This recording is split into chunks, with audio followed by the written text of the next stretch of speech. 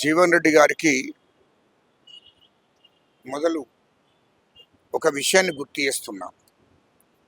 దయచేసి జీవన్ రెడ్డి గారు, మీరు పెద్దలు, గౌరవనీయులు, ఇప్పుడు మీ వయసు 75 సంవత్సరాలు. కాంగ్రెస్ పార్టీ 40 ఏళ్ళ నుండి రాజకీయ జీవితాన్ని నీకు ఇచ్చింది. నువ్వు రాజకీయంగా ఎదిగినమంటే అది కాంగ్రెస్ పార్టీ పుణ్యము, కాంగ్రెస్ పార్టీ నీకు చేసింది. అది మర్చిపోకుండా ఉంటే బాగుంటుందని నేను అంటున్నా. ఎందుకనంటే ఎప్పుడు కూడా అన్నం పెట్టిన తల్లిని మరవకూడదు.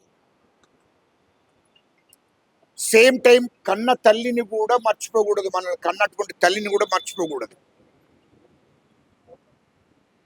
తిన్నింటి ఆశాలను లెక్క పెట్టకూడదు. అది గుర్తుపెట్టుకొని మాట్లాడదు జీవన్ రెడ్డి గారు.